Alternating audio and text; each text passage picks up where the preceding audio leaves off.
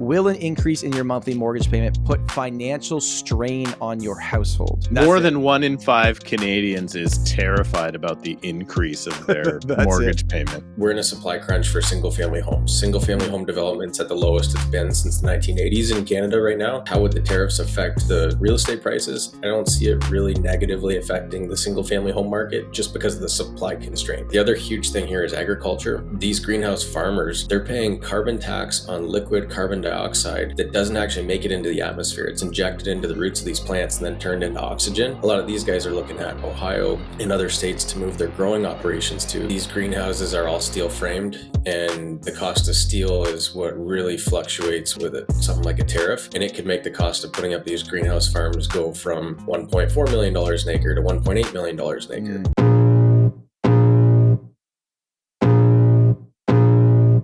Welcome to the Tom Storey Show with Steve Karrasch and Tom Storey, where we discuss everything real estate or whatever else is on our minds.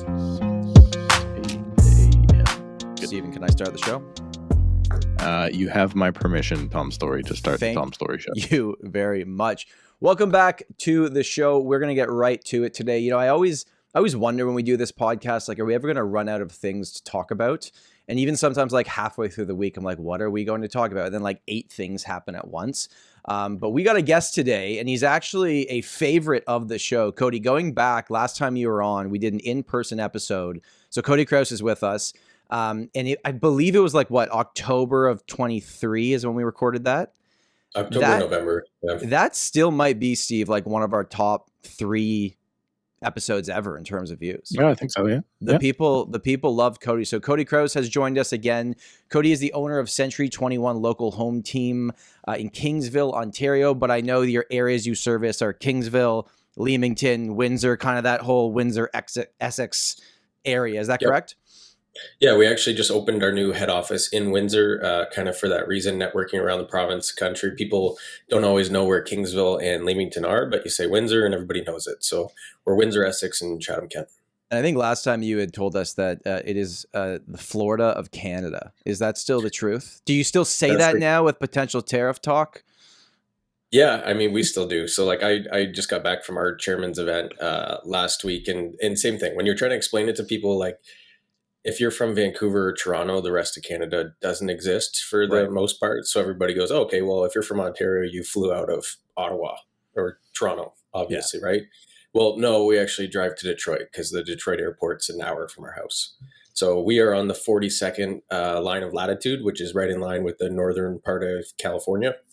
And it is the most southern town in Canada. And then Point Pelee National Park is one township over, which is the most southern point of Canada. So very much so. It's a peninsula. It's in the water. So we're surrounded by Lake St. Clair, Lake Erie, and Detroit River. So water on 3 sides. It's a peninsula. With the current Canadian dollar, does it still make sense to even cross the border to do anything these days? No. By the time you convert it and pay for gas, groceries, everything over there, it's really not cheaper. So you're as close to the 51st state as pretty much anyone.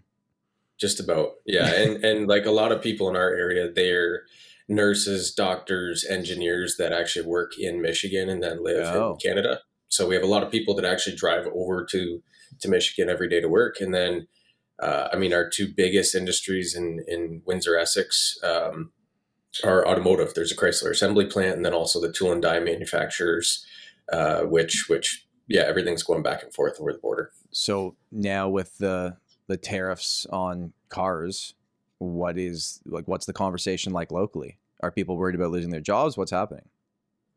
I think there's a lot of unknowns still right now. So, I mean, one thing is cars are flipped from this area to the States all the time. So like for the last 3-4 years, I've been driving a different vehicle every 6 months because the GM dealership's been taking mine back and typically giving me pretty close to what we paid for it 6 months ago, and then sending it south. So the weak Canadian dollar actually benefits some of our trade in that regard. So part of the reason that our tool shops are so busy in Windsor, Essex is because we're sending it over the border at 70 cents on the dollar.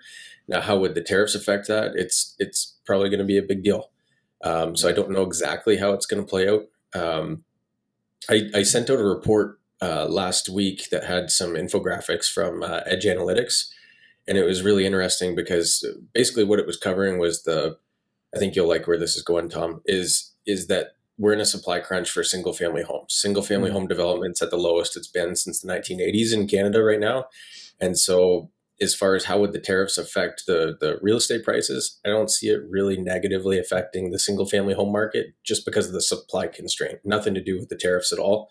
If anything, it could further restrict the new supply inventory because tariffs are going to affect your materials that are coming in, whether it's HVAC, plumbing, electrical, who knows what it's going to do to lumber, insulation, all that kind of stuff. So I think it's going to make it more expensive to build new homes, which will further restrict new inventory, which will actually keep the resale market propped up. If I had to guess, but I could be wrong. For freehold housing mostly though, but condos, what do you think on the condo side of things? Like not in the future if nothing gets built, but right now. Yeah, so in our area, there was a bit of a spur of condos, and I would say that kind of slowed down 2 years ago, and it's been mostly purpose-built rentals. Yeah. You'll read reports that says, well, actually our housing starts are up in this area. They are, if you're looking at all housing equally, purpose-built rentals, condos, and single family. But if you're looking at just the line item of single family, most of our units coming to market right now are purpose-built rentals. Steve, are any of your clients building homes right now? Is anyone buying a lot and redeveloping or spending money on construction? No, not at all. Not a ton of ours are either, and because the math hasn't really made sense for a while, unless you're just building your house for yourself and you're going to live there. But Cody, your market, at least up to about 2021, was seen as very affordable. Were people buying lots and building, and is that still happening? Like, I know single family homes aren't being built in Toronto at all. Are they still being built in your area? They are not at nearly the rate. So I'm the stupid idiot that just built a new house and moved in last month. But it was not inexpensive. So I would say that the value of the house, it's going to appraise for close to what we have into it, but maybe not quite. But we built something very custom that works for our family. To your point, builders right now in our market, they've been putting up spec homes for the last 10 years. A lot of them are sitting on the lots right now and waiting for a buyer to come and be attracted to it. Putting up specs right now is tough. It works if you bought the lot 5 years ago. If you bought the lot in the last 3 years, it's different. So our land values, 5-6 years ago were $80,000 for a lot in a subdivision. Now they're $250,000. So a lot of times your profit margin is on your lot cost basis. Did you, the house that you just built, was that based on a lot you had owned for a while, or was that something that you had to pay close to $250,000 for? Nope, I just bought it, so it's at the new prices. Yeah. Would you be open to sharing? I think our audience would find this interesting, like to build a house where you live. I know you probably needed a few additional bedrooms because you got lots of kids, but like, what did that cost? Yeah, so we just built a barn-dominium. It's a really weird house. Most people would think we're lunatics. So you have to walk up 17 stairs to get to our kitchen from the main floor.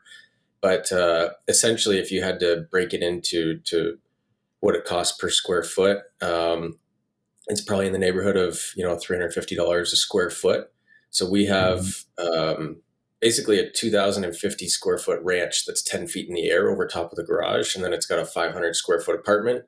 Kind of looking at what Steve and a lot of those people do out in BC with their basement units. We kind of did that, but our basement unit's out on the ground floor. Got it. And then the main part of the house is over top of that. So all in, everything included, lot, house, and it's nice. It's got 2 kitchens, 3 bathrooms, 5 bedrooms, and an in-law suite, and then a huge garage area.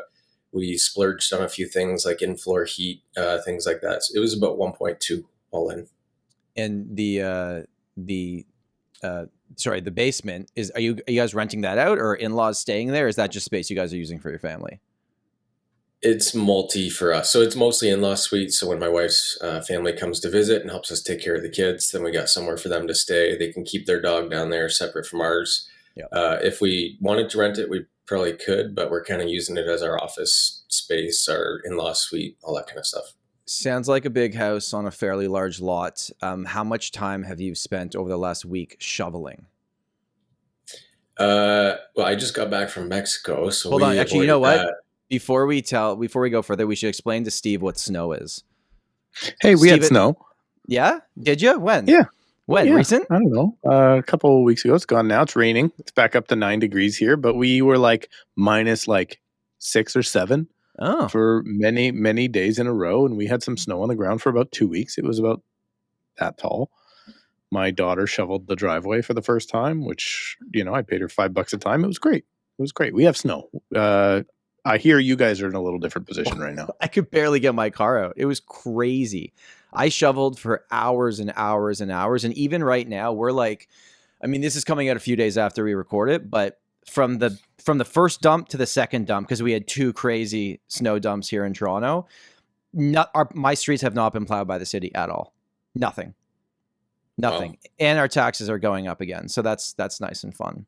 It's just, it's we crazy. Don't have that much snow. Do you really not?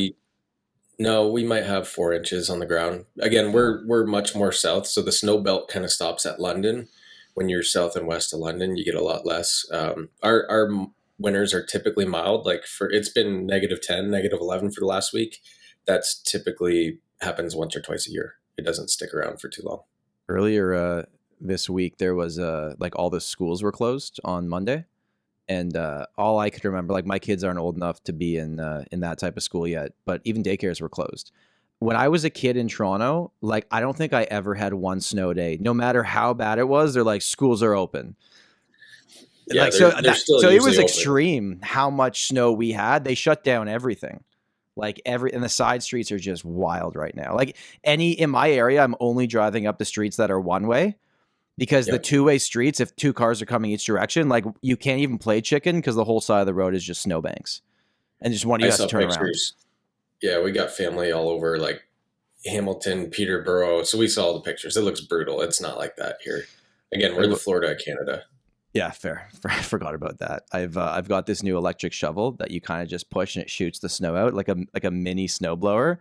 That's been a lot of fun. All right. Back to somewhat real estate talk. Steve, I don't know if you know this. We have a provincial election coming up in Ontario.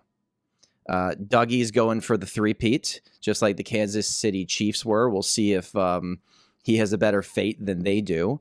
Cody, is that a talking point? Like, did you watch the debate the other night? I thought it was all right, but everything was focused on GTA. I was kind of watching that being like, if I didn't live in Toronto, I'd be like really, really annoyed that they're not talking about any other city in Ontario. Yeah, I didn't watch the debate. He wouldn't have called the election if he didn't know he was going to get elected for another majority because his term's not up yet, right? He called this one. No, he called it. And I was involved in the last provincial election with a party that was trying to get elected here. And what I realized is that most Canadians don't actually understand the difference between a provincial and a federal election. So what I see Doug Ford did here is that everybody's listening to the news hearing that Justin Trudeau kind of stepped down, but didn't step down. So there's a federal election coming up. So I see Doug going, well, all the dumb Canadians that don't know the difference between provincial and federal politics are about to vote me in because they want Justin Trudeau out. And then they're going to have to go back to the polls 4 weeks later. Interesting. I haven't thought about it like that. I think I would agree though. Like I think he's going to win. I think it's one of those things like if you wanted someone to represent Ontario against Trump, I would rather have Dougie be the guy that does it, right? Like at least he's willing to get out there, say what he thinks, not be bullied. I think that's what he's really relying on is people will feel that same way. Yeah, maybe. I mean, I don't know how political you want to get, but go as far as you want. The guy understands business. He understands, fiscal stuff. Socially, he's not that conservative, and he's even said in pressers like, I don't actually have a political stripe. And I'm like, well, that's pretty odd, being that you're the leader of a progressive conservative party. So fiscally, I think he's probably the right person for the job. I think he's going to make decent monetary policy decisions.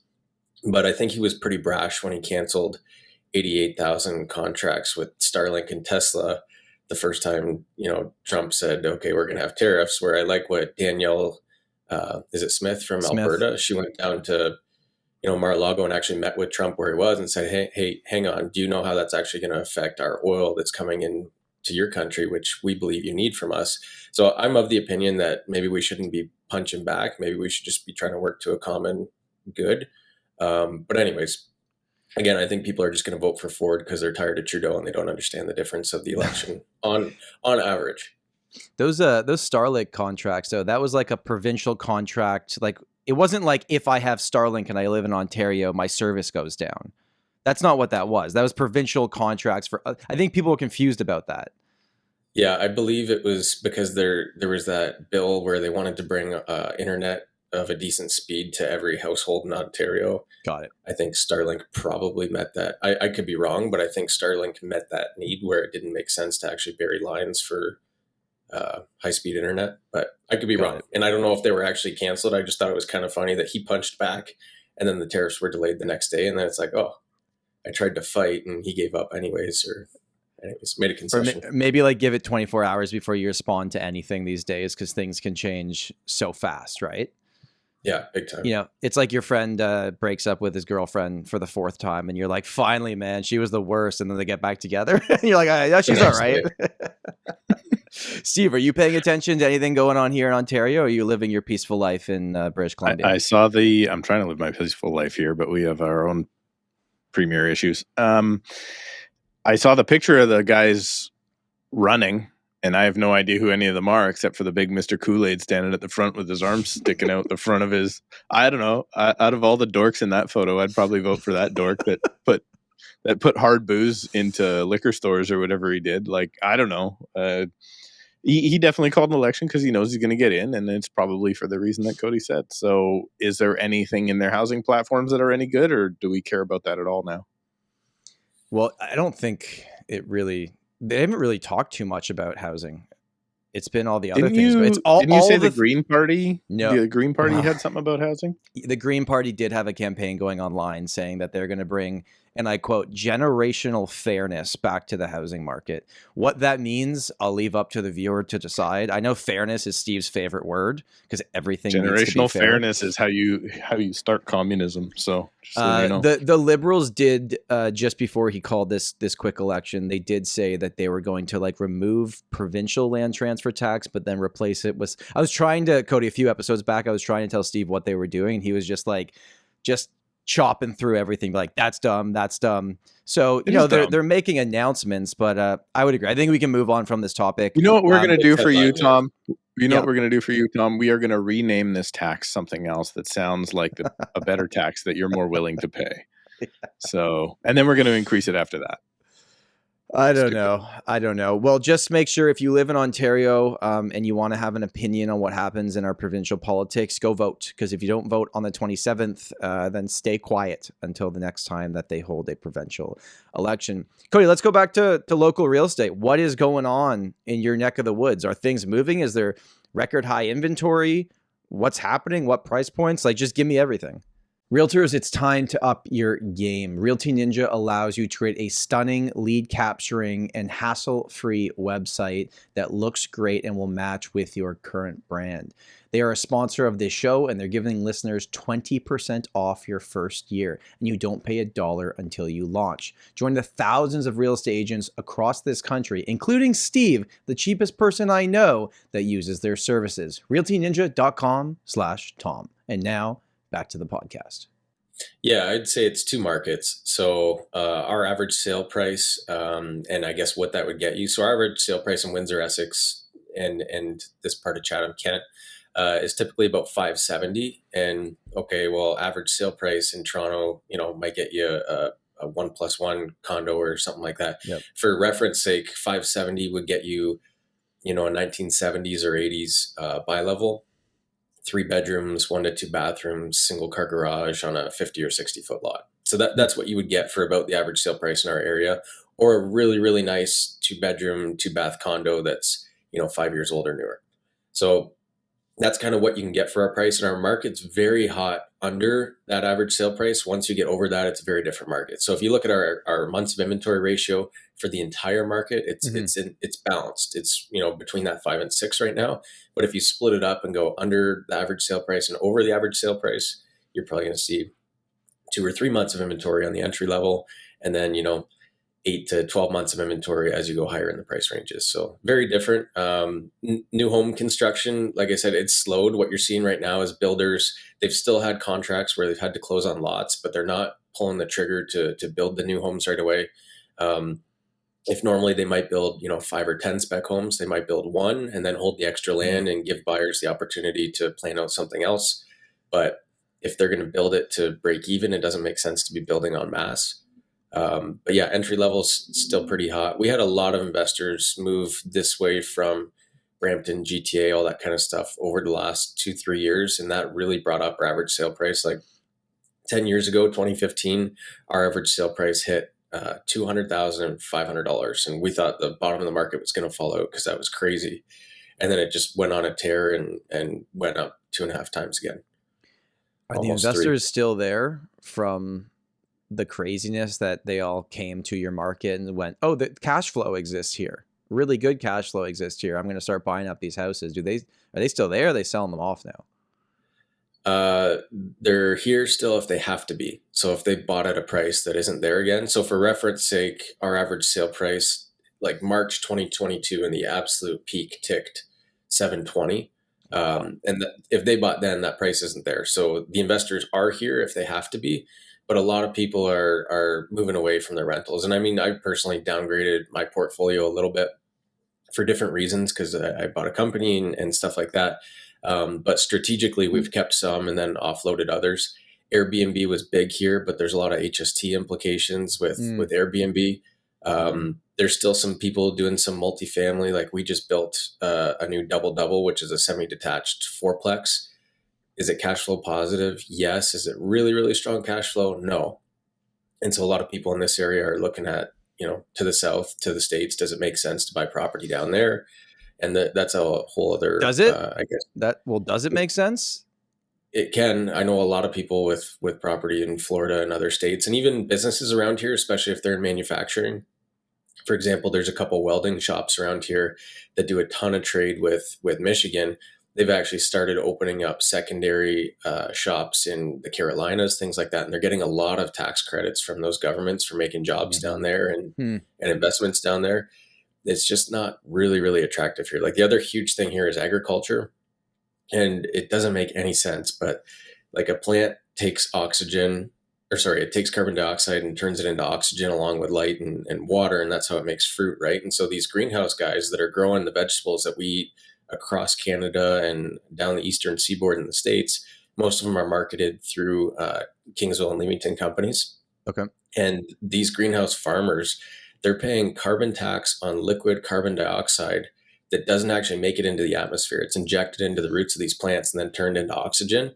So like the amount of costs that these greenhouse growers are facing because their boilers make carbon dioxide from burning natural gas, then they're getting charged on the inputs, which is just liquid carbon dioxide going into root systems. A lot of these guys are looking at Ohio and other states to move their growing operations to because they can get cheaper hydro. The problem is labor. Canada has a good foreign temporary worker labor program. Is that still? I want to know what's going on there because like where I am, the foreign student thing is a legit thing. And they're starting to think that maybe rents are going down because all of these foreign students that maybe weren't foreign students are starting to skip town, right? Or maybe go back home. Maybe it wasn't the Canadian dream that they were thinking. So what's going on now with temporary workers, particularly agricultural temporary workers? Yeah, so I'd say there's two conversations there. One is foreign temporary workers, and then the other one is international students. And I think all of Canada is on the same page, international students. There's a lot of people coming here on student visas. They've expired. Canada doesn't keep track of who's here and who's not, and that can create some not ideal living scenarios on the rental side of it and things like that. But anecdotally, I actually have a tenant who was here on a temporary work visa, and he just let me know that his expired and he's going back to India. So I think some people are realizing that, with the high cost of living, the quote unquote free healthcare that we have, that we actually pay a lot of money for, but then emergency room, you got to wait 11 hours to see a doctor or a nurse. Like maybe it's not the dream that they were sold. And so we are seeing some people return to the country that they were coming from on that work visa. On the temporary foreign workers side of it, most of these people that have been coming here to work in the greenhouse farms, they've been coming for years and years and years and years. And typically they have families and they're sending the money that they make here back to their families. And they're typically 9 months at a time. They'll work here for 9 months and then go back to Mexico or Guatemala or Jamaica for the other 3 months. And then they'll come back again next year if they're in good standing and they're still needed at that farm and all that kind of stuff. And a lot of the greenhouse farms around here, the owners that I know, they've been using a lot of the same guys for 2 decades. And they have good relationships. There's no reduction in that? Reduction in like the amount of those workers? Because like we are seeing, I think with a lot of those like temporary workers that were here, foreign students, that sort of thing, like they're not going to have their work permits renewed. That was part of the pitch from the feds to say, hey, we're going to start cutting back on how many immigrants we have, because most of the immigrants that we're accepting are actually already in the country. So we're not going to extend their work permits. And then we're going to basically ship them back. And the ones that on the honor system will go back are going to go back, and the rest will stay here illegal. So that explains kind of that first kind of group that you were talking about, or that first anecdote that you're talking about, where, okay, that guy's done. He's going to go back home because he's not getting a new work permit. But maybe he didn't apply for it to get it back, or maybe he's not going to be granted it. But with these temporary workers that have long standing, they're not starting to disappear or go away. They're staying. No, we need them until Canadians are ready to go, pick produce for minimum wage. We need them, or else we're not going to be eating. So I think it's probably different depending on the type of industry, but these guys have a really good record of coming for the period of time that they have permission to. And the way that it's set up with the farmers is they have to pick them up at the area that they're all brought to by bus from the airport. And they have to provide housing for them. Like, they have to really take care of these guys. They get inspected by the health ministries, all that kind of stuff. And then, like, properly documented, they leave when they're supposed to leave if they want to come back again the next time. And they lead a good quality of life compared to what they're making here versus what they'd be able to make in the country that they're coming from. Are there bad apples that, come in and don't leave? Absolutely. And that creates a bit of an underground labor market. Is it huge compared to the people that are doing it by the rules? No, but it's not non-existent. It's definitely there.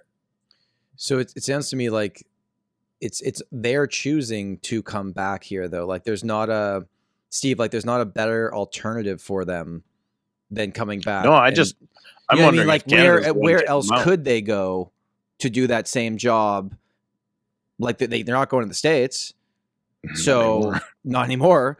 So it's like there might actually be more that would want to come to Canada if we're still allowing, those numbers to come and do this. And like Cody said, like, unless Canadians are going to do it themselves, we need them.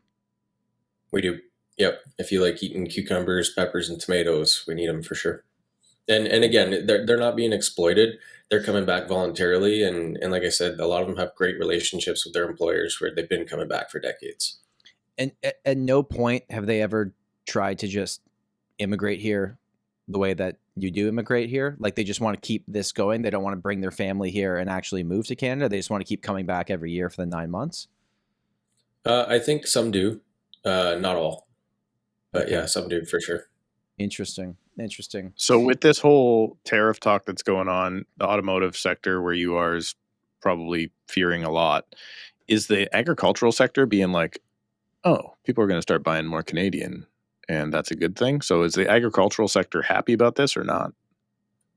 No, because these greenhouses are all steel framed, and the cost of steel is what really fluctuates with something like a tariff.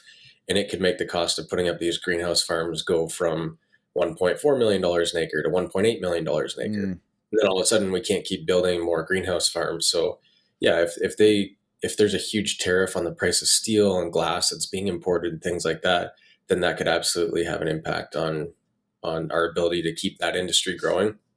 One thing that's really interesting, so Windsor got a battery plant with, it's called Nexstar, so it's LG and Stellantis.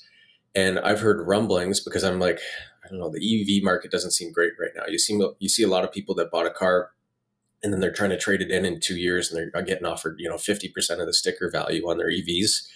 if you're getting a loan on them, you're usually backwards in the loan within the first couple of years. So I'm going, okay, well, unless we have a government that starts to subsidize these EVs a lot more, why are we, subsidizing these companies billions of dollars? Like another example, St. Thomas had Volkswagen. They got a huge partnership with that one too.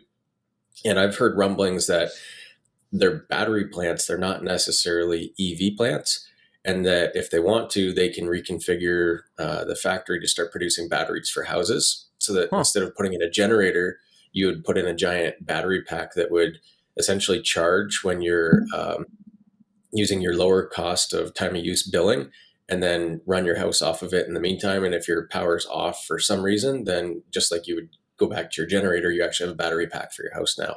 And I don't know if that's legitimate or true or not, but it makes sense because you got billions of dollars invested into these things. And you hear a lot of companies like Mercedes-Benz, even it seems like it's all the German ones, Porsche, everything like that. They're doubling down on internal combustion engines. And I know they're looking at hydrogen. And Steve, you guys have hydrogen pumps in a few spots in BC. We don't have any in Canada. I don't know. Maybe. I don't know. I don't know where one would be. In a couple spots. Yeah. So I was looking at the BMW site because I saw a lot of news about their hydrogen engines. And so I was looking up, where could you actually fuel them? And there's a couple stations in BC, not in Canada. So I'm wondering what the longevity of these EV battery plants is. But if they have an alternative plan, which is something like house batteries, then okay, great. It seems like flip the switch. Most car companies have even backtracked on, like, I think Volvo is one of the first they're like, by 2027, we are 100% EV. And now they're like, oh, never mind. We're going to keep these ones. And they've kind of backtracked. And I'll tell you guys, so the car I have right now is a plug-in hybrid. So I have gas, but I have electric if I want to use it. And usually we'll use it for the first 60 kilometers or anything. During this snow, if my car was just electric, I'm not getting out of my spot. I had to go into gas to get that thing moving. So, you learn these things when you actually use them every day, right? Have you guys seen this is so bad off topic, but have you seen the trend of people that don't want to buy Teslas because of the founder? I think that's funny. Yeah. Then there was one social media post. I'm hoping it was a spoof. But it was like, I'm moving to Volkswagen because I don't like the founder of Tesla. Didn't really do the research on who founded Volkswagen today. I hope it was a joke. Yeah. I really hope it was a joke. I honestly hope it was a joke. Cody, I sent this to Steve. There was a Cybertruck in downtown Toronto, and it was really dirty on the back of it. And on the back of it, someone wrote F. Trudeau on the back of a Cybertruck, and I'm like, oh, okay, this is just where we are in time now.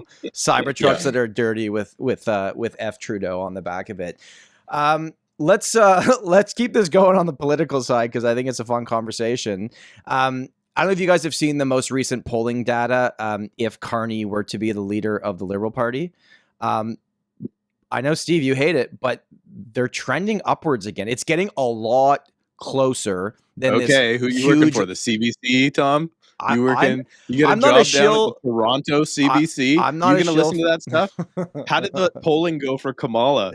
You gonna listen to all that stuff? Get out of here! All right. If any Canadian, here's my rant for the day. Tom, stop it. If any Canadian gets fooled by the fact that they're, I heard this expression the other day, and excuse me, Cody, I know you're not a big swear guy. Listen to me right now. If you're going to vote for the Liberal Party, you as the Liberal Party just shit your pants, and what do? You change your shirt. Get out of here. Get out of here. Okay. I mean, you could just said fool me once, shame on you, fool me twice, shame on me. That would be the same thing. Trudeau wasn't World Economic Forum enough for you. So how about we get the guy from the Real Economic Forum, Carney, to run this place? Get out of here. Anybody that thinks Carney's a very, very charming and smart man. If you think he's a better option after the 5 years that we've just lived through, good luck to you, Canada. I still firmly believe in my core that Poilievre will be the next Prime Minister of Canada at some point in 2025. But I do think it's more interesting now. It was going to be an absolute landslide previously. I think it's going to be. I think it's closer than a lot of people believe it is at this moment. And trust me, I'm not here saying I'm voting Liberal. at this point in time. I'm not. In Toronto and in Montreal, I agree with you, and that's what they want you to believe. And the CBC is perfect right now. Anytime Trump and Poilievre have said remotely the same sentence anytime in their life, the CBC is running them side by side to try and go, look how terrible this guy is. You know what I find crazy right now? Let's get this back to real estate.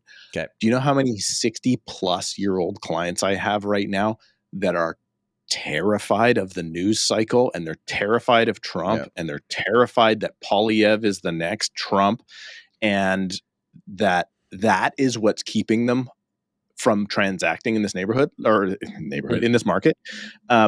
They're so terrified of making any move right now because of the political uncertainty, because they're sitting there watching too much global news at night. By the way, I have a new term. It's cheesy. My wife hates it. Anybody that watches global news, I now call a globalist, just so everybody knows.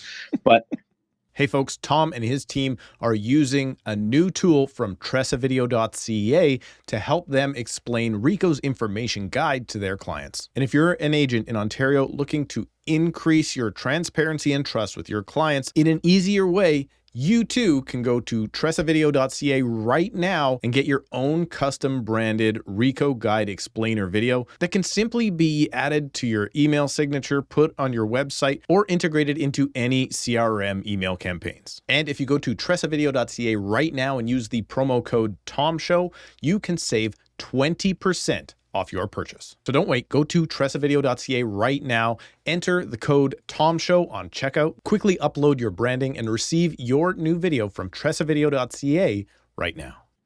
Was there a question in this for Cody? No, it's a stupid rant. I know where Cody stands. I'm not going to drag his political beliefs into this. I'm just saying that you might not know where I stand. I know exactly where you stand, Cody. I actually don't know that.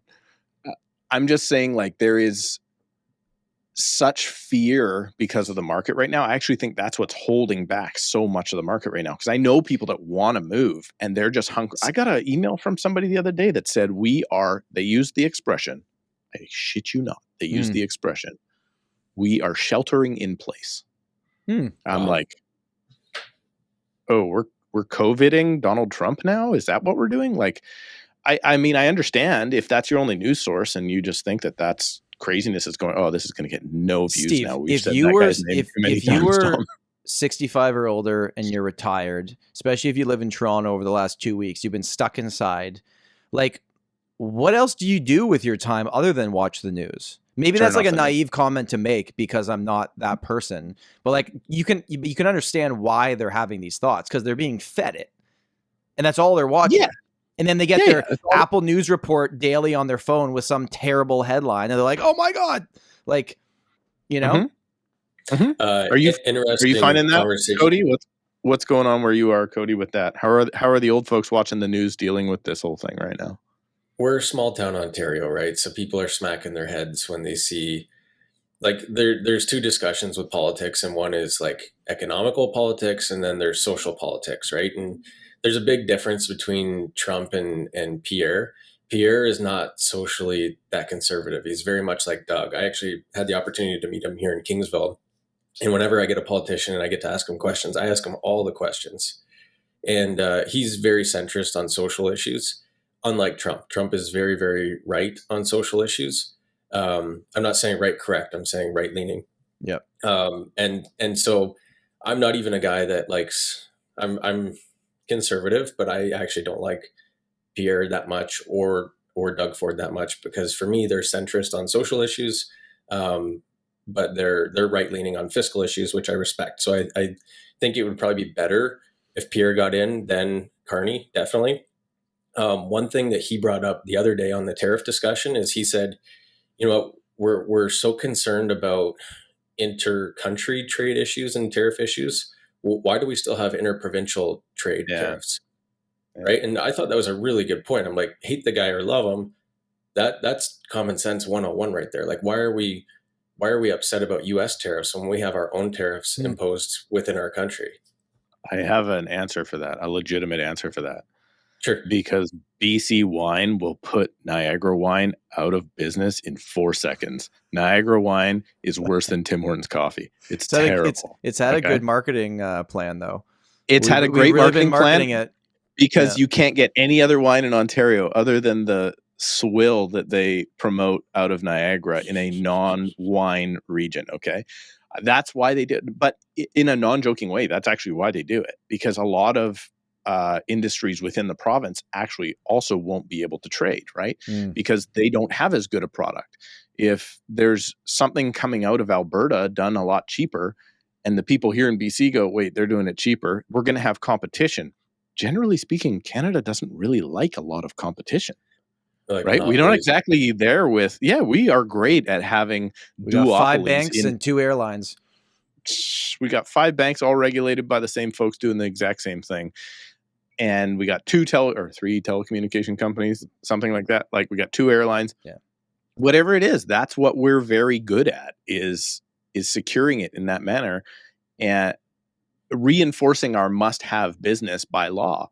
And that's what they're worried about. So yes, you're correct. We should break down all these barriers, and I think everybody thinks we should. But there's an archaic system in place that's not going to let us break down those barriers. I don't think we are. I think that whole Buy Canadian, that whole interprovincial talk that has been very good talk as a result of this tariff stuff that would actually improve our way of living is going to get shut down if these tariffs go away in a week or two. It's all going to get shut down. They'll just stop talking about it. Yeah, everybody's going to be like, oh. Well, I mean, listen, my company is 100% Canadian, and they've been very much pushing and telling us, make sure people understand that we're 112 years Canadian, founded in Toronto. And actually, Cody, I know Century 21 is not Canadian, but I'm not going there. But I had a Remax agent message me saying, like, I'm furious right now that I know the franchises are owned by Canadians, and I'm not going there, but I'm furious that a percentage of money from me working in Canada is going to someone in the States based on the company I work for. Wait, isn't C21 out of Vancouver? C21 Canada is out of Vancouver. Yeah. Oh, okay. C21 Canada. No, I was going to go a totally different way, Tom, by saying that Royal LePage is owned by Brookfield, of which Mark Carney was on the board for many, many years. So enjoy. Enjoy your stay. It was owned. Actually, I don't believe it is any longer. It was sold a number of years ago. I don't know. I'm not actually sure. I know we used to be aligned on the tax receipt, but and I think Brookfield's Canadian though. They're like the biggest Canadian success story ever. Are they not? They're the Black okay. No, they don't have that reputation. Canada. All right. Okay. Tom's like, I have to get off this topic now before Brookfield sends me a letter later. No, they don't even know I exist. Alto. Just before we started recording, our fearless leader, Steve's favorite speech giver of the last 30 days, Justin Trudeau, announced on Twitter that it's the largest infrastructure project ever, and going from Quebec City to Toronto, and it's high-speed rail, getting up to 300 kilometers per hour. So I'm just going to read you the statement here, and then we will get some breakdown on it. So, as it stands right now, the government has allocated $3.9 billion over 6 years for the co-development phase. So this doesn't mean it's being built in 6 years. It'll be nice for my grandkids to experience this very quick travel at some point in time. But essentially what they're saying is that right now to take a train from Toronto to Ottawa, it's 4 hours and 26 minutes. Under this new proposed project, 2 hours and 9 minutes. Toronto to Montreal, which used to be 5.5 hours, is now 3 hours. Toronto to Peterborough is 40 minutes instead of an hour and a half. So they're just kind of speeding up everything. This is the biggest infrastructure project ever announced in Canada, and JT is doing it on the way out. This should be exciting news, should it not? If it gets built. Cody? Yeah, I mean, it sounds like there's an election coming. I think there's a lot more to it than making an announcement and allocating part of the budget. Putting it into place is a lot different. And it's not the first time it's been discussed. Like, we're at the end of the 401 in Windsor, and people have been talking about high-speed rail to Toronto for a very long time. It's just, when will it happen? I don't know. Right. And I mean, Canadians are paying a lot of taxes right now, and to actually start getting a lot of these things in place, there's going to be more taxes implemented. I don't know how much more taxes we can take. And it's funny because everybody roasts Trudeau over, he was going to send out $250 to everybody in Canada in December, and then didn't. But then Doug Ford did that to everybody in Ontario. I got my check from Dougie. Did you get yours? I just got mine. Yeah. And one for each of our kids too. And, I feel like I should. Did you get it for your kids? Yeah. Oh, I didn't get it for my wife did. I didn't get it for my kids yet. Yeah. Your wife will get it. People were saying they're going to take that and donate it to like the Liberal Party or something. I mean, you got to use it on. I got to go to the corner store and buy some beer. I feel like that's the only way. Can I make a comment, Tom? Sorry, I cut you off, Cody. Sorry, I cut you off. Hang on, Cody. I apologize. Listen, if you've ever looked up BC fast ferries, you want to see the worst project by a government of all time. And why did they make the BC fast ferries? That was a failure. I don't even think they ever had a single trip that was ever done correctly. They siphoned a whole bunch of money into it because the politicians who work in Victoria needed a fast way to get to Vancouver, and they didn't want to waste their time anymore. It was just this sounds like a whole bunch. Who else going to Victoria? That's actually a good point. This does go very much Toronto to Ottawa. Yes, this is to get all of the politicians from Ottawa faster back to Toronto and Montreal and to Quebec City for some reason, because they matter. And that's the only reason it's there. And they're like, how are we going to get less commute time happening for us? Because all we care about is ourselves. Get out of here. More wasted money. It would have been a great idea to have in 1980 when the rest of the world put in bullet trains. Right. But we didn't do that, did we? You see that movie, Bullet Train? That was pretty entertaining. No. Cody, I've got a new report here, which is actually, it will be public by the time this podcast comes out, but as of us recording it, it's under embargo, but we can talk about it based on when this comes out. And it's all about mortgage renewals. And it's actually some pretty interesting data, so I wanted to share it with you guys and get some comments on it. Now, Roy LePage did the survey. Ledger was the one, and Steve, we always try to figure out how many people were actually surveyed. 1,300 people is the answer for the survey. And they were all over 18 and had to have a mortgage that was renewing in 2025.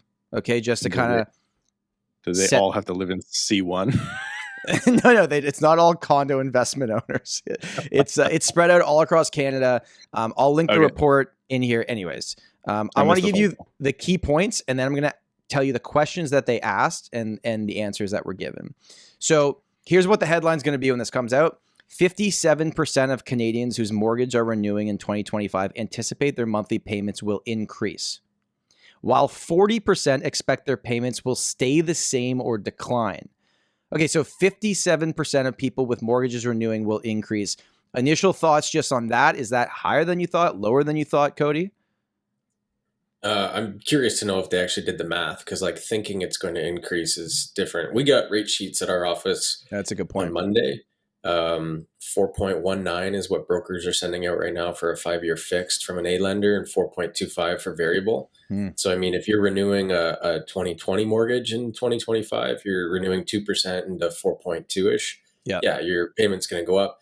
But the other thing is too, are they refinancing or are they just renewing? Because if they're refinancing, they might be dragging their amortization out to 25 or 30 and they were at 20. I think for this question, it was just if your mortgage were to be renewed, and we're not talking about extending the amortization at this point in time. If it would be a typical renewal, 57% of Canadians.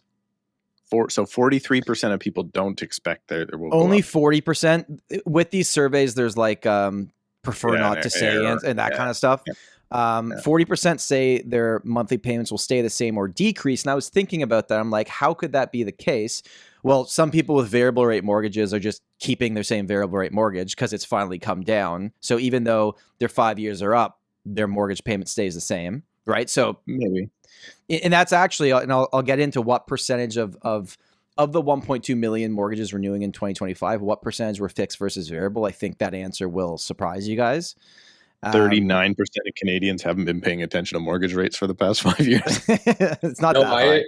I actually think the ratio is probably right where it should be. So I have a number of investment properties. So anything I bought or had to renew the mortgage on in 2022 towards the last half of it, 2023 or the first half of 2024, I was 1 year fixed on everything. And I'm a 5-year fixed guy. So anything I had in 2020, 2021, first 3 months of 2022, I was 5-year fixed. Anything after that, I was 1 year fixed. I didn't go variable.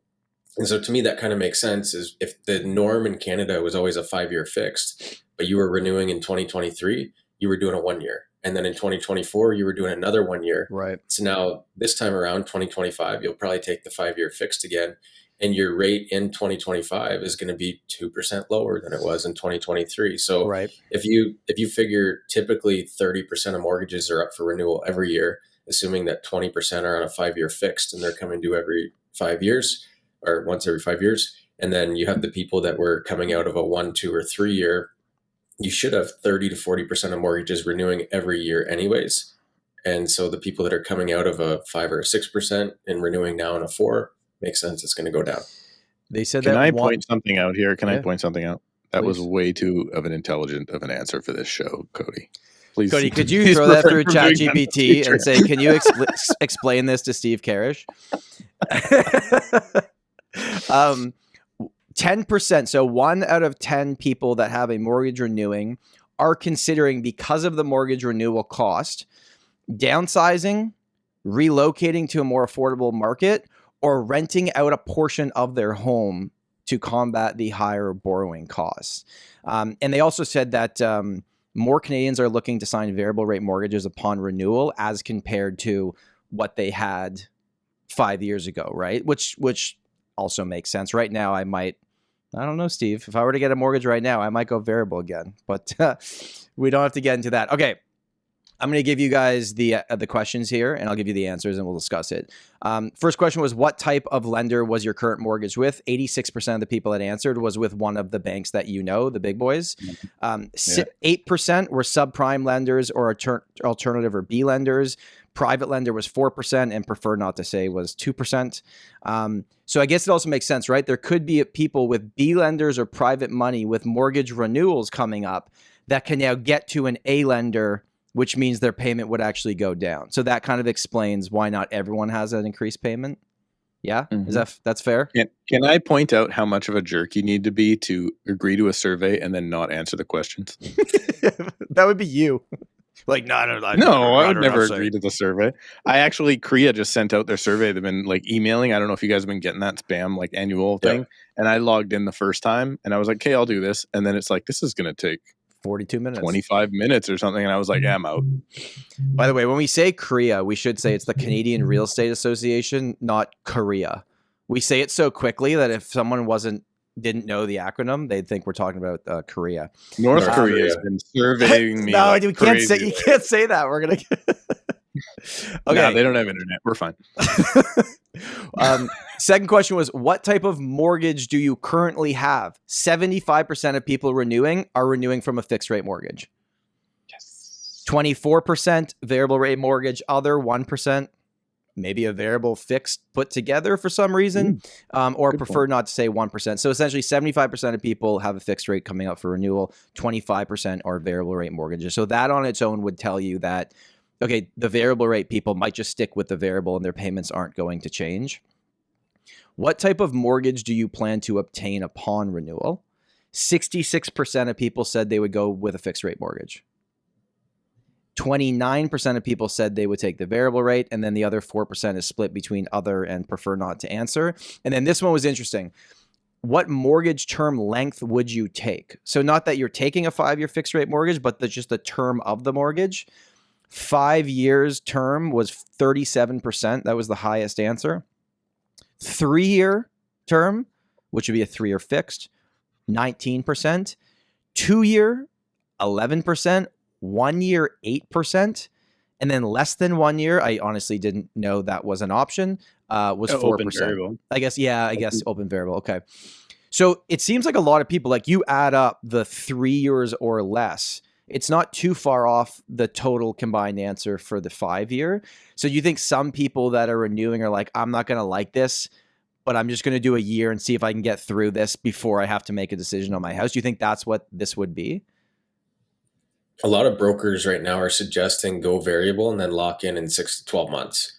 Hearing what's happening with the Canadian economy, the threat of tariffs, all that kind of stuff. Government, or the Bank of Canada, which is kind of the government of Canada, they really only decrease rates during, bad times of economics. So if we think there's some bad financial times coming, rates will probably go down lower. Right now, you're 4.2 for a fixed, 4.25 for a variable. So I gamble on the 0.05 and hope that they come down, and then I lock in a fixed in 6 months, 12 months. Again, I'm the fixed guy. I like knowing what I have. So that's what I went with. And I think that's the average Canadian, because a lot of people didn't have a payment differential with the variable, but their amortization cranked out to 80 years, 90 years. Now, when they renew their mortgage, they have to make up for that amortization schedule that went way out of whack. And if they got really burned by that, I could see them converting into a fixed right now. But you also have, it's funny, Canada is such a small country to have an influential person, but there's like maybe 3 or 4 big people that are podcasters that have some influence in the mortgage world in Canada. And I think most of them are saying variable right now, and then flip that to a fixed within the next year. Interesting. The last 2 questions is, what do you expect will happen to your monthly mortgage payments upon renewal? And as we had said at the beginning, 57% of people surveyed said that their payments would be higher. 22% said, I expect my monthly payments to increase significantly. So what does significantly mean? To me, that would mean like almost double or close to double. But that's just my thought on it. And then 35% say, I expect my monthly mortgage payments to increase slightly. For tenant, landlord, or homeowner insurance policies, go to squareone.ca/the Tom Storey Show. Use the link in the description. Save $20 when you start your free quote right now. So again, what does slightly mean? I don't know. Everyone has their own answer to that. So it will be very interesting, because this report is coming out before this podcast launches, is what does the news pick up on? What headline do they run from this data? Is it 57% of Canadians are going to have higher payments? Is it going to be 22% of people are really worried about significantly higher payments? Or no, you know, it's better than that. One in 5 Canadians, more than 1 in 5 Canadians is terrified about the increase of their mortgage payment. Probably something similar to the 57% would be 3 in 5, right? Whatever it is, it's going to be the name of this episode. 60% of Canadians will have higher mortgage. Wait, when does this come out? This report's coming out on Thursday this week. So this comes out Sunday, so just before this. Okay. Cool. The embargo lifts at 3:30 p.m. on Thursday. Maybe or maybe not. There's a video on my channel at that exact time about this report. Who knows? Maybe. Final question here that they asked. This is actually, maybe we should have waited to get to this. Of those who expect their mortgage payments to increase. So didn't we just wait to get to this? I meant before we gave our answers on what the headlines were going to be. Sorry. Go ahead. Let's take it from the top, Tom Storey. Thank you very much. Of the 57% of people that said their payments were going to increase, will an increase in your monthly mortgage payment put financial strain on your household? Yes. It will put a significant financial strain on my household, was 34%. So of the 57% of people that are going to have an increased payment, 34% of that 57% of people, are you following me, Steve? Are going to have really, really not a great time with this. Now, the question we have to figure out, now 47% was it will put slight financial strain, and just yes in general. Of the 57% of people that said my payment is going up, 81% of them said it will put some level of strain on my financial well-being. Steve, were you just looking up the percentage of Canadians that live paycheck to paycheck? No, I was right. Note that all videos that I do that say something like between 33 and 35% of Canadians blank do really well. Get 200,000 views. So I'm getting ahead on my editing right now. I forget what the stat is, but there's a stat of the percentage of Canadians that live paycheck to paycheck, and it's very, very high, right? And so if you've adjusted your lifestyle around a $2,500 a month mortgage payment, and it renews at $3,000 or $2,900 or $2,800, that's significant, right? Where does the other $300, $400, $500 come from? And I don't know about your guys' market, but in our market, property taxes are going up 8.5% this year. Like every tax is going up, right? Yep. So, okay, if it's $400 to our payment, and then another $200 to our property taxes and all that kind of stuff. Like that's after tax income. Is my income going to appreciate? I don't know about in Toronto and BC, but right now in our market, the job markets aren't what they used to be. If you didn't like your job, you could go work for the competing bank down the street doing the same position and maybe get a raise on your way over there. That's not happening right now. And so, yeah, if you're living paycheck to paycheck, an increase of $400 a month in your mortgage payment, yeah, it's going to have a strain on my household. Absolutely. Do you think there's any data out there that would say for the percentage of Canadians that are living paycheck to paycheck, how many of them are homeowners with mortgages versus are those people mostly renting? And I don't know the answer to that question. But I don't know. What do you think? Does that report kind of validate what you were already thinking about this? Does it make you more worried about this mortgage renewal cliff that we keep hearing about? Or does it you just say like, well, it's going to suck for some people and they're going to figure it out? I think those people have already moved, Tom. Anybody that I had that was worried about their mortgage coming up has moved over the previous 24 months. So I don't think there's many people that I'm speaking to now that are like, oh crap, my mortgage is coming up. I think those people have all kind of started to turn over. That report that they have where it's like 180% of income towards debt and all that crap. When do you think we're going to have a report that comes out that shows our percentage of income in taxes per year? And I'm not talking income tax. I'm talking all tax. When do you think they're going to go, okay, you paid 52% in income tax, you paid, let's call it 5% of your gross income in property tax, you paid another, that exists, whatever. I'm sure, on the internet, but just it's not going to come out by the news publications. Published by the CBC, care of Justin Trudeau. You said it. I've heard the stat that if you're in the highest income bracket in Canada, which is a household over $250,000 and $1, I think is how they qualify it, that you pay somewhere around 71 or 73% of your income in taxes in some regard. Tom's shaking his head. No, I mean, I'm just, it's in a disbelief, not because I don't believe you. It's just because it's like, oh my God. Property taxes are 50%, right? Every dollar you spend in Ontario is 13% HST. Then you got your carbon tax on fuel. Then you got your, whatever, you name it, property taxes. If you're developing, like your development taxes, like just everything. I think you get to 70, 80% pretty quickly, which is crazy. Why can't property taxes be like not after tax dollars, or you should be able to write it off against your income or something? I don't know. Like in the States, you can, your whole mortgage, your principal residence, you can write off against your income. Can you not? It's not tax deductible. The interest portion. No, in the States, is it just the interest? Okay. But in Canada, it's only if it's investment property. But they have capital gains they have different capital gains rules on different portions of their principal residence as well. So that's why you have that deduction, right? Yeah. That's why you have the deduction. So you have a deduction because you get taxed on the capital gain.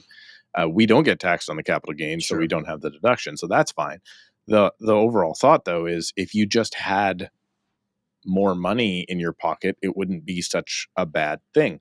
What I'm sick of, and I've said a billion times on this, is stop taking the money out of my pocket just to put it back in my pocket a different way, right? Like that is absolute stupidity. We could just, if we just didn't have that stuff going on where they're like, we're going to give you back this.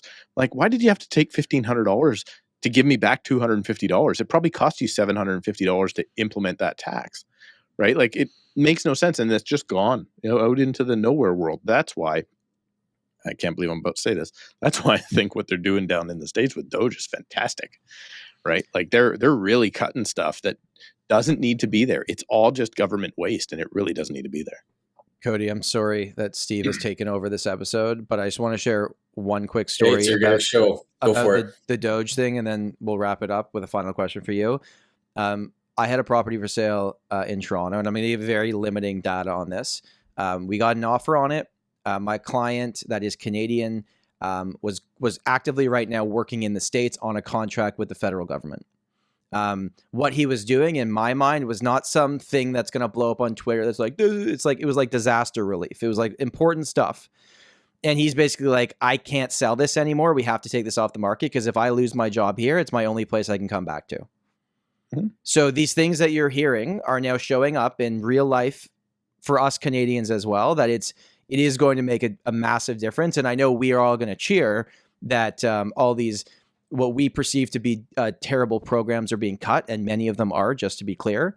But other stuff will also be cut. That's not what it is, though, Tom. It is the fact that the individual losing their job is a terrible thing. Yeah, that's what I'm saying. Right. So the individual losing their job is a terrible thing. Nobody wants an individual at the government to lose their job.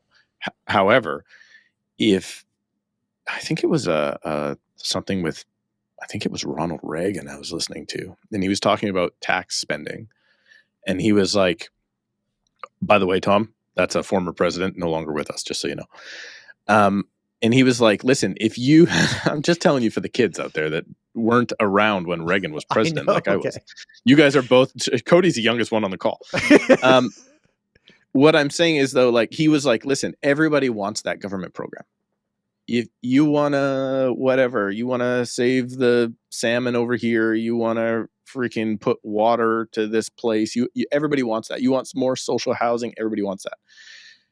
If you actually gave somebody $100 and then told them, okay, give me the portion of this $100 that you want to go to each program, you would have no programs. So nobody actually wants to spend their money if it was their money, right? They only want to spend money if it's magical government money. That Where does that come from? Definitely not my tax dollars, right? It's definitely the government. Everybody thinks, this is where my big gripe with how Jagmeet does things, right? He thinks that he can just hand out government money. And then he's got all these people believing that government money is just magical money that is just from greedy people somewhere, right? Like, that's what they think. So it's really silly. I think it's a very good thing to have as small government as possible. So I'm super on board with what they're doing down there, even though the individuals like your client are unfortunately going to be in worse shape. I do think that's going to happen. You're going to hear those stories, but that is a necessity of writing a whole bunch of waste that doesn't need to be there, because unfortunately your employee was likely more of a drain on the American citizens than maybe they need to be, right? Which is the way I feel. I apologize if you're that person that loses your job, but at the same time, you have to understand that, government money is not just free. Like, the stories here of the pipeline that we just got pushed through, as soon as that pipeline went from being private to being owned by the federal government, my clients, workers on the pipeline, they're being told by their superiors to slow down. Whoa, buddy. Hey, man, I know we got a month to do this. We're taking a month and a half. We're taking 2 months, right? And that's where the waste comes in, because these people siphon off of the government, and siphoning off of the government is off of each one of your paychecks, off of my paycheck, and hopefully, maybe not hopefully, is off of everybody listening to this show right now. Cody, give us some positivity to end things off here. Okay, I'll give you one. If we could learn something from the U.S. tax code. So I was just at an event in Mexico, and my wife was lounging around the pool, so I was sitting next to her, and I hear this guy talking real estate next to me. And I picked up the word 1031 exchange. As soon as I heard 1031 exchange, my ears just perked up. Yeah. And most people don't know what that is, or I think if politicians looked at the 1031 exchange, that would solve a lot of the housing issues that we have in Canada right now. And for people who don't understand the 1031 exchange, it's a temporary exemption from a capital gain on the sale of a property that then becomes realizable once you sell the next asset that you're carrying that gain forward to. So in other words, investors in Canada will buy a small condo or a single family home, and they never end up selling it. Because if it goes from, $150,000, if they bought it 10, 15 years ago, to $300,000, now I have to pay capital gains on that $150,000 or $200,000 gain. In the States, if I'm selling that to buy a duplex or a fourplex, or I'm selling the fourplex to buy a 12 unit, I can temporarily dodge that capital gain, carry it forward into the next one, and that releases more entry-level housing units into the economy. So I think if we had a politician that looked at something like a 1031 exchange into Canada, you would see a lot more entry-level housing units come into the market that are already here that we don't have to build. Do you know how long the period of time is, like between selling that first investment property to then moving the money to something else? How long do you have to do it? Is there a period of time? Until you sell the next one, and then you can carry it forward to the next one and the next one and the next one. So I was just, John, my buddy John was just doing this in the States. So what they were doing is you sell, say for instance, he sold a property. You've got a certain amount of time from closing to identify the next property that you're going to be closing on. Got it. And you can have like, it could be like, I think you get 3 options. So you're like, listen, I just closed on that one. I'm now going to close on either A, B, or C. And you have to legally identify the properties. They have to, I believe, be increased in either value or the loan amount, I think, has to be bigger. So you can't just like sell a condo and downsize and skip your capital gain, right? Like you're going from a condo, now you're going to a townhouse, now you're going to a detached house, now you're going to an apartment building. So that's what they're doing. They're rolling these in. Profit out. You have to carry forward like the gain has to go into the next one. So you can't use it as a reason to take all your money out of the market and then still buy another one and dodge the gain. It has to stay in the next asset. Yep. And then the plan is, if you're a really good tax planner, the plan is if you keep that rolling all the way until your estate, then it wipes out the capital gain into the estate. So that means you can actually, if you die holding that property, now there may be an estate tax, but the actual capital gain is wiped out, and then your kids get that property, right? So there may be an estate tax on that, but the actual capital gain is then wiped out. So the plan is throughout your life, you can always just add to your portfolio. You can grow your portfolio. And if you do it just right, as a result, you can actually make something of yourself and not be taxed to death. And then you die, and then it doesn't matter. Well, you had to wait till the last 5 minutes, but we've solved the housing crisis here in Canada, thanks to Cody Kraus. What a great suggestion. Like, he's talking smart. I'm sorry I didn't let you talk more, Cody. If you want to hear him talk, if you want to hear Cody talk smart check out his more podcast. Often, check out his podcast, Skip which I was Steve's just recently episode. on. Yeah, skip that one. No, go directly to my episode, because I think I actually said some smart things on it as a result of being hosted by a proper Cody, can you pitch host. your show? Where can they find it? Sure. It's the Everything Real Estate Show, and it's on YouTube, Spotify, and Apple. Awesome. Well, thank you everybody for listening to our show this week. I hope you enjoyed it. I know cool shirt, Steve. Stay positive. Thanks positive, everybody out there. If you're a real estate agent looking to find a new home in Kingsville, Leamington, or Windsor, there's your man, middle of the screen, Cody Kraus. Give him a call. Thank you everybody for listening. Thank you for watching, and we will see you next week. Bye.